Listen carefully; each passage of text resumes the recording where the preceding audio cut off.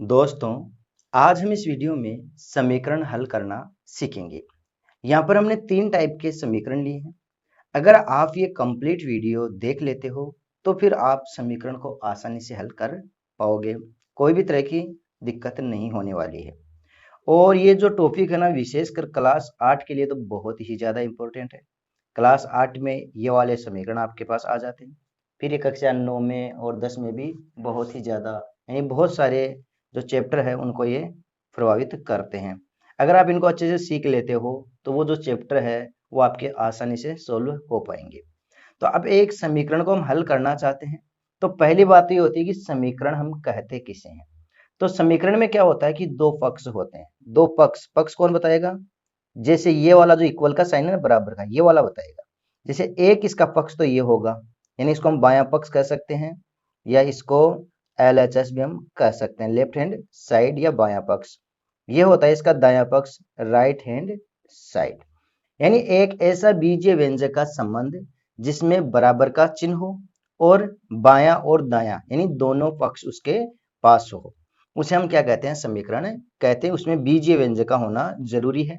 बीजीय व्यंजक से हमारा मतलब होगा कि जो ए से लेकर के जेड तक जो अल्फाबेट हमारे होते हैं, वो अगर उसमें शामिल है तो वो समीकरण कहलाएगा, उसे हम बीजीय व्यंजक कहेंगे। पर समीकरण में हमेशा बराबर का चिन्ह जरूर होता है। ठीक है।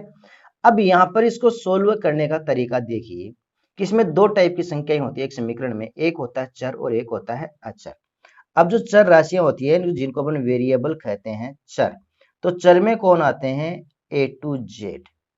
ए टू जेड मतलब ए से लेकर के जेड में से जो भी अक्षर यहाँ पर आ गया उसको हम कहते हैं चर, चाहे वो कोई भी हो सकता है। और सिर्फ संख्यात्मक यानी गणितीय जो संख्याएं आपको दिखाई दे उसको हम कहते हैं अचर।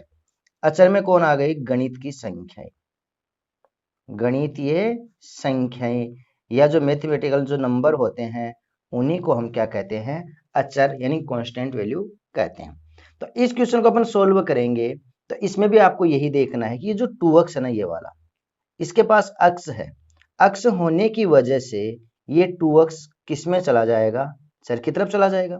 जबकि 4 यहाँ पर संख्यात्मक वैल्यू है तो ये किस में चला जाएगा? अचर में चला जाएगा। और 10 भी किस में चला जाएगा? अचर में चला जाएगा। सोल्व करने का एक ही तरीका है इसमें कि सबसे पहले हमें इनको ग्रुप है ना वो सही कर लेना है। यानी जो लेफ्ट में रहना चाहता है उसको लेफ्ट में रखेंगे, जो राइट में रहना चाहता है उसको हम राइट में रखेंगे।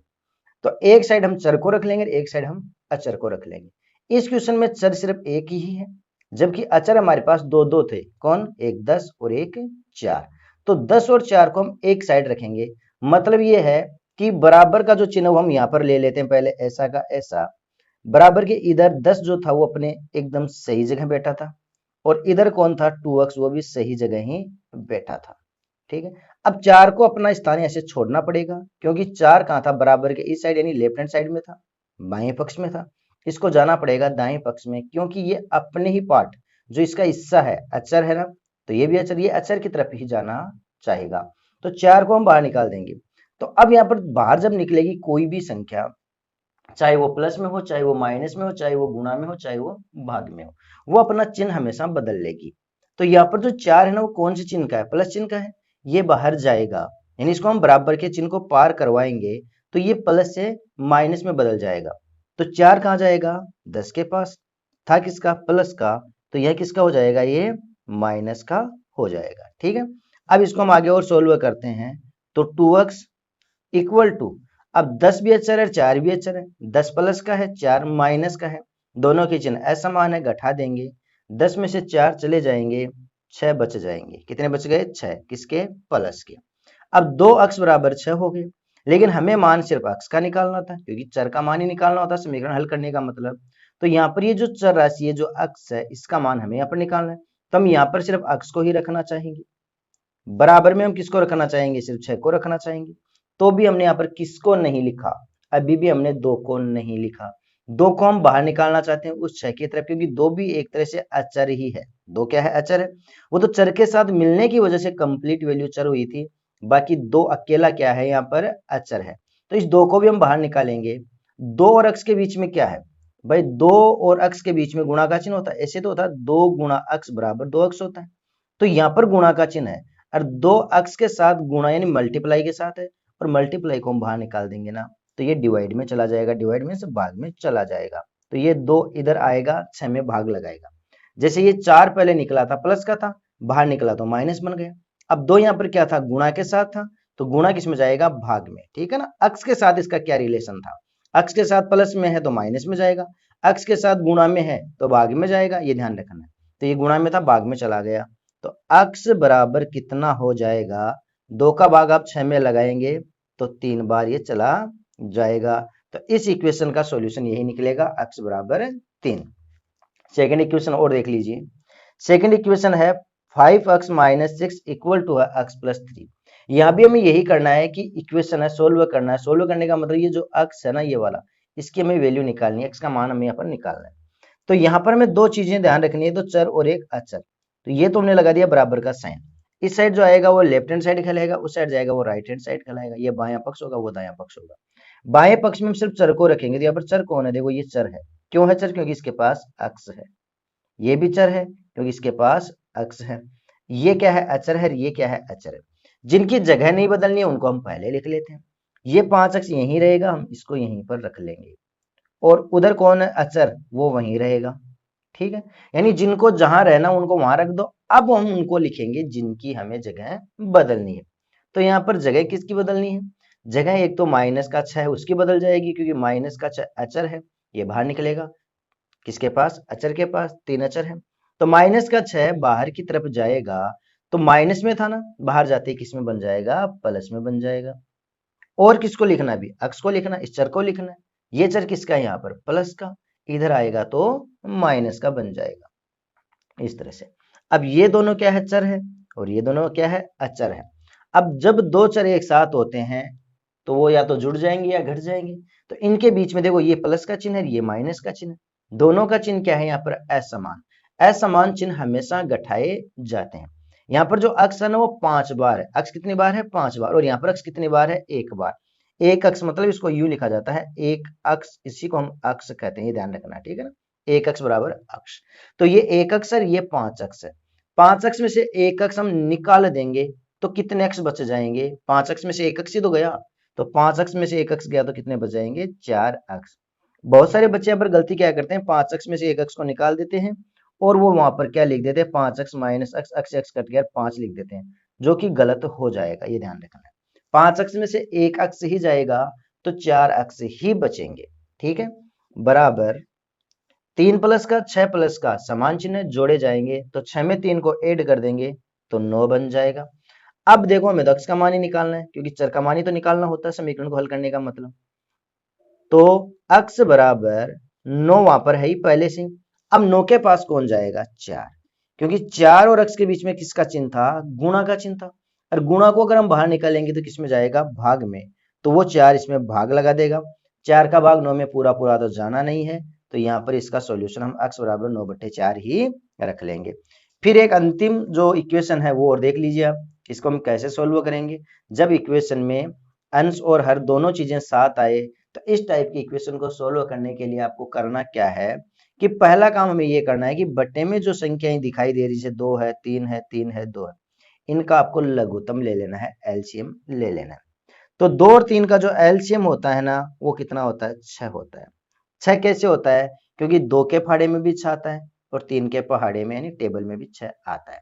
आ गया। तो इस टाइप का जब इक्वेशन आपको मिले, बट्टे में कोई संख्याएं मिले, तो सबसे पहले आपको क्या करना है कि बट्टे में जो संख्याएं हैं उनका लघुत्तम ले लेना है, जो भी उनका लघुत्तम आए। फिर उस लघुत्तम से पूरे इक्वेशन को आपको गुणा कर देना है, ताकि बटे की जो संख्या है वो वहां से हटाई जा सके। तो हम इसको किससे गुणा कर देंगे, यहाँ पर 6 से गुणा कर देंगे। तो हम लिखेंगे 6 से गुणा करने पर, हम इसको 6 से गुणा करेंगे। तो सबसे पहले अक्स बट्टा 2 था ना, इसको भी हम गुणा करेंगे किससे, 6 से।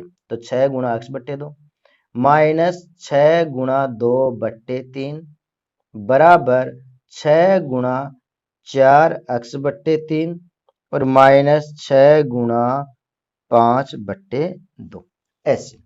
अब गुणा में क्या होता है कि संख्याएं आपस में काट दी जाती है, ठीक है। तो ये मेरे प्यारे बच्चों, आपने देखा होगा पहले भी छोटी क्लासों में कि संख्याओं को काटा जाता है। तो देखो 6 गुणा 2 है, ये ऊपर है ये नीचे, ये काटेंगे तो 2 के पहाड़े में यानी 2 की टेबल में 6 है ना, वो कितने टाइम में आता है 3 टाइम में, तो यहाँ पर 3 आ जाएगा। ये 3 इस 6 को भी काट देगा क्योंकि दोनों के बीच में मल्टीप्लाई का साइन है, तो 3 एकम 3 और 3 दूनी 6। ये वाला 3 भी 6 को काट देगा तो 3 एकम 3 और 3 दूनी 6। ये 2 भी उसको काट देगा, 2 एकम 2 और 2 तिये 6। अब देखिए बटे में सबके पास सिर्फ एक ही आ गया। अब आराम से इनको मल्टीप्लाई करेंगे, 3 गुणा अक्स, 3 को अगर हम अक्स से मल्टीप्लाई करेंगे तो ये इस तरह से 3x बनेगा, माइनस की जगह माइनस ही रहेगा। फिर 2 गुणा 2, 2 को हम 2 से गुणा करेंगे, बाकी तो कट गए, 2 को 2 से गुणा करेंगे तो 4 हो जाएगा, इक्वल टू, अब यहाँ पर 2 को किससे गुणा करेंगे आप 4x से, गुणा है तो 4 दूनी 8x, तो यहाँ पर ये 8x आ जाएगा, माइनस के स्थान पे माइनस आएगा, और 5 को हम 3 से गुणा करेंगे तो 5 3 15 हो जाएंगे। ठीक है, अब हमें क्या करना है, यहाँ पर चर और अचर को चेक करना है, तो इसको हम कहेंगे चर यानी वेरिएबल है, ये अचर है इसको हम कांस्टेंट कहते हैं, ये कौन है चर और ये कौन है अचर। अब इसमें ध्यान रखना है कि ये बराबर का जो चिन्ह है इसके दाएं और बाएं हमें चर और अचर को फिक्स कर लेना है। तो इधर तो हम रखेंगे चर और उधर रखेंगे हम अचर। इधर पहले से चर कौन है 3x, तो हम 3x को यहाँ पर लिख लेंगे, और उधर हमें अचर लिखना जो कि कौन है पहले से ही माइनस का 15, उसको हम रख लेंगे। अब जगह किस किस को छोड़नी थी, एक तो इसको जगह छोड़नी थी क्योंकि गलत जगह बैठा था, और ये भी गलत जगह बैठा था क्योंकि चर चर के पास जाएगा, अचर अचर के पास ही जाएगा। तो 8x को इधर आना पड़ेगा, लेकिन 8x यहाँ पर कौन से चिन्ह का था, प्लस चिन्ह का था, बराबर के इधर आएगा तो प्लस से ये किस में कन्वर्ट हो जाएगा माइनस में, तो माइनस का 8x हो गया। अब यहाँ पर ये जो 4 है ना वो किसका था, माइनस का था, ये भी जाएगा अचर की तरफ यानी माइनस 15 की तरफ जाएगा, और माइनस का 4 जब इस साइड आएगा तो ये प्लस का 4 बन जाएगा। अब यहाँ पर जो अक्स है वो 3 बार है, यहाँ पर जो अक्स है वो 8 बार है। ठीक है, ये 3x प्लस का और 8x किसका है माइनस का। अब दोनों के चिन्ह क्या है यहाँ पर असमान है भाई, असमान का मतलब एक प्लस का है एक माइनस का है। तो ऐसी स्थिति में हमें करना क्या है, ऐसी स्थिति में हमें करना यही है कि इनको गठा देना है, क्योंकि असमान चिन्ह हमेशा गठाए जाते हैं। तो आप क्या करेंगे, 3x में से तो 8x जाएगा नहीं, 8 में से 3 चला जाएगा, तो 8x में से 3x जाएगा तो कितने x बचेंगे 5x। अब हमेशा ध्यान दीजिएगा कि असमान चिन्ह हमेशा घटाए जाते हैं, पर चिन्ह बड़ी संख्या का आएगा। चिन्ह किसका आएगा, बड़ी संख्या का। 3x और 8x में से बड़ा कौन था, बड़ा तो 8x ही था। 8x कौन से चिन्ह का था, माइनस का, तो इसलिए 5x के साथ चिन्ह किसका जाएगा, माइनस का। बराबर इधर देखो 15 माइनस का है, 4 किसका है, प्लस का है। चिन्ह यहाँ पर भी असमान है तो घटेंगे, 15 में से 4 चले जाएंगे आराम आराम से, 15 में से 4 जाएंगे तो कितने बच जाएंगे 11, पर चिन्ह किसका आएगा, बड़ी संख्या का। 15 और 4 में बड़ा कौन था, 15, तो 15 के चिन्ह किसका है, माइनस का, तो इसके चिन्ह आ जाएगा माइनस का। बात समझ गए। अब हम क्या करेंगे कि हमें तो अक्स के बराबर वैल्यू निकालनी थी, तो माइनस के 5 और अक्स यानी इनके बीच में अगर अपन चिन्ह चेक करें तो -5 अक्स, इसका मतलब था कि माइनस के 5 थे और गुणा में कौन था 4 था, इस तरह से समझ गए। यानी माइनस का 5 ये अक्स है, यहाँ पर 4 नहीं है, माइनस का 5 है वो किससे गुणा हो रहा है, यहाँ पर अक्स से गुणा हो रहा है। तो -5 और अक्स के बीच में जो चिन्ह है ना वो किसका है, गुणा का है, और गुणा के चिन्ह को अगर हम बाहर निकालेंगे तो बाद में जाएगा, तो यहाँ तो अक्स का अक्स ही रह जाएगा। बराबर में कौन थे, माइनस के 11 बट्टे में, यानी गुणा मीन्स भाग, और बट्टे में कौन आएगा, माइनस का 5। अब ऊपर माइनस नीचे माइनस, इस माइनस से ये वाला माइनस यहाँ पर कट जाएगा, तो अक्स का जो आंसर है ना वो 11/5 बन जाएगा। तो इस तरह से हम क्या कर सकते हैं कि जो हमें कोई समीकरण दिए जाए उन समीकरण को हम आसानी से हल कर सकते हैं। तो मैं सोच रहा हूं या समझता हूं कि आपको ये क्वेश्चन काफी अच्छे से समझ में आ गए होंगे। अगर आपको ये इक्वेशन आ रहे हैं तो आप कक्षा 8, 9, 10 में इस टाइप के जब भी कोई भी समीकरण आएंगे उनको आप बहुत ही आसानी से सॉल्व कर पाओगे, किसी भी प्रकार का आपको डाउट नहीं रहेगा। क्वेश्चन अच्छे से समझ में आ गया हो तो वीडियो को लाइक और शेयर जरूर कर देना, और चैनल पर पहली बार आए हो तो चैनल को सब्सक्राइब भी कर लेना।